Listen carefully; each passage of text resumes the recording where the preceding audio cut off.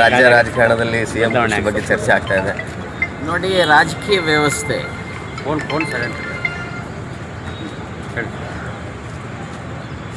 ಕಾಂಗ್ರೆಸ್ ಪಕ್ಷ ಆಂತರಿಕ ಪ್ರಜಾಪ್ರಭುತ್ವ ಇರುವಂಥ ಪಕ್ಷ. ಭಾರತೀಯ ಜನತಾ ಪಾರ್ಟಿ ಒಂದು ರೀತಿ ಸರ್ವಾಧಿಕಾರಿ ಪ್ರವೃತ್ತಿ ಇರುವಂಥ ಪಕ್ಷ. ನಮ್ಮ ಡಿ ಕೆ ಶಿವಕುಮಾರ್ ಅವರು ನಮ್ಮ ಪಕ್ಷದ ರಾಜ್ಯಾಧ್ಯಕ್ಷರು. ಅವರು ಮತ್ತು ನಮ್ಮ ರಾಷ್ಟ್ರೀಯ ಕಾಂಗ್ರೆಸ್ಸಿನ ಅಧ್ಯಕ್ಷರ ಜೊತೆಯಲ್ಲಿ ದೆಹಲಿಗೆ ಹೋಗಿದ್ದಾರೆ. ಪಕ್ಷದ ವಿಚಾರ ಮಾತನಾಡಲಿಕ್ಕೆ ಬಹುಶಃ ಹೋಗಿದ್ದಾರೆ ಅಂಥೇಳಿ ನಾನಂತೂ ಭಾವಿಸಿದ್ದೆ. ಕಾಂಗ್ರೆಸ್ಸಿನಲ್ಲಿ ಯಾವುದೇ ವಿಧವಾದಂಥ ಗುಂಪುಗಾರಿಕೆ ಇಲ್ಲ. ಕಾಂಗ್ರೆಸ್ಸು ಒಂದು ಕುಟುಂಬ. ಸನ್ಮಾನ್ಯ ಮುಖ್ಯಮಂತ್ರಿಗಳು ಸ್ಪಷ್ಟವಾಗಿ ಹೇಳಿದ್ದಾರೆ, ನಾನು ಹೈಕಮಾಂಡ್ ಏನು ಹೇಳ್ತಾರೆ ಆ ಮಾತನ್ನು ಪಾಲಿಸ್ತೀನಿ ಅಂತ ಅವರು ಹೇಳಿದ್ದಾರೆ.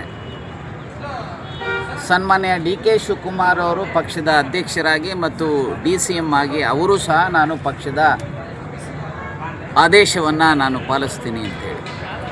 ಹಾಗಾಗಿ ಪಕ್ಷದ ಬಗ್ಗೆ, ಸರ್ಕಾರದ ಬಗ್ಗೆ ಯಾವುದೇ ತೀರ್ಮಾನಗಳನ್ನು ಸಾರ್ವಜನಿಕವಾಗಿ ಚರ್ಚೆ ಮಾಡೋದ್ರ ಮೂಲಕ ಮಾಡುವಂಥದ್ದಲ್ಲ. ಸೊ ನನಗೆ ಕಾಣುವಂಥದ್ದು ರಾಜಕೀಯ ವ್ಯವಸ್ಥೆಯಲ್ಲಿ ನಮ್ಮ ರಾಜಕೀಯ ವಿರೋಧಿಗಳು ಯಾರಿದ್ದಾರೆ, ಭಾರತೀಯ ಜನತಾ ಪಾರ್ಟಿ ನೋಡಿ, ಇವತ್ತು ಅವರಿಂದ ಈ ದೇಶದ ಮರ್ಯಾದೆ ಹೋಗ್ತಾ ಇದೆ. ಈ ದೇಶದ ಘನತೆ, ಗೌರವಕ್ಕೆ ಇವತ್ತು ಕುಂದು ಬರ್ತಾ ಇದೆ.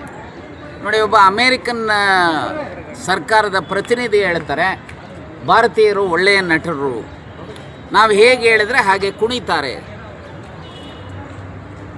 ಅಂದರೆ ಇವತ್ತು ಹೇಳ್ತಾರೆ ನಾನು ಯುದ್ಧ ನಿಲ್ಲಿಸ್ತೆ ಅಂಥೇಳಿ ಟ್ರಂಪ್ ಹೇಳ್ತಾರೆ. ನಾನು ಹೇಳ್ತಾ ಇದ್ದೀನಿ, ಎಸ್, ರಷ್ಯಾದಿಂದ ಪೆಟ್ರೋಲ್ ತಗೊಳ್ಳಿ, ಕ್ರೂಡ್ ಆಯಿಲ್ ತಗೊಳ್ಳಿ, ನಾನು ಹೇಳ್ತೇನೆ ನಿಲ್ಲಿಸಿ.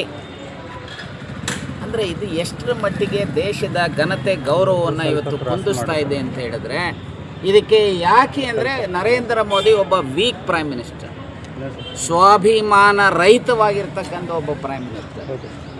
ಎಷ್ಟು ದಿವಸ ಅಧಿಕಾರ ಇರುತ್ತೆ ಅನ್ನೋದು ಮುಖ್ಯ ಅಲ್ಲ, ಈ ದೇಶದ ಘನತೆ, ಗೌರವವನ್ನು ಕಾಪಾಡ್ತಕ್ಕಂಥ ಕೆಲಸ ಅವ್ರ ಮೇಲೆ ಇತ್ತು. ನೋಡಿ, ಇನ್ನೂ ಒಂದು ಹೇಳ್ತಾರೆ, ಈ ನಮ್ಮ ಇಡೀ ದೇಶದ ಸಂಸ್ಕೃತಿಯ ಪ್ರಕಾರ ಮದುವೆ ಆಗುವಂಥ ಹೆಣ್ಣು ಮಕ್ಕಳಿಗೆ ಒಂದು ತಾಳಿ ಬೇಕು, ಕಾಲುಂಗುರ ಬೇಕು. 5 ಗ್ರಾಮ್ ಇವತ್ತು ತಾಳಿಗೆ ಬೇಕು ಅಂತಂದರೆ 75-80 ಸಾವಿರ ರೂಪಾಯಿ ಬೇಕು. ಕಾಲುಂಗುರಕ್ಕೆ ಬೇಕು ಅಂತಂದರೆ ಕನಿಷ್ಠ 5ರಿಂದ 10 ಸಾವಿರ ಬೇಕು. ಏನಪ್ಪ ಮಾಡ್ತಾ ಇದೆಯಾ ಮೋದಿ? ಈಗ ಡೀಸೆಲ್, ಕ್ರೂಡ್ ಆಯಿಲ್ನ ಹಿನ್ನೆಲೆಯಲ್ಲಿ ಗ್ಯಾಸ್ ಸಿಲಿಂಡರ್ಗಳ ಬೆಲೆ ಗಗನಕ್ಕೆ ಹೋಗ್ತಾ ಇದೆ. ಏನು ಮಾಡ್ತಾ ಇದೆ?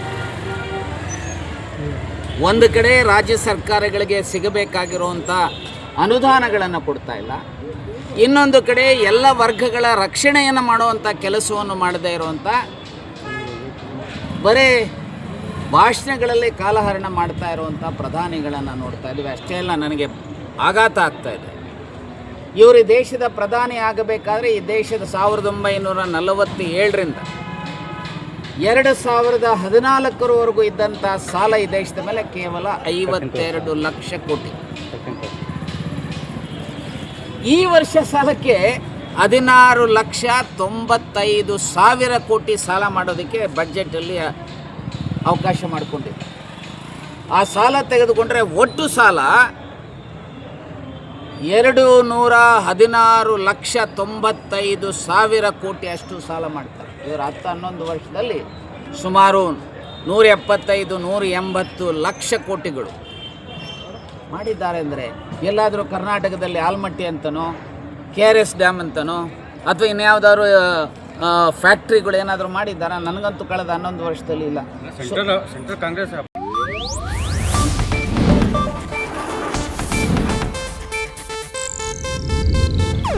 ಇದು ಏಷ್ಯಾನೆಟ್ ನ್ಯೂಸ್ ನೆಟ್ವರ್ಕ್ ಪ್ರಸ್ತುತಿ.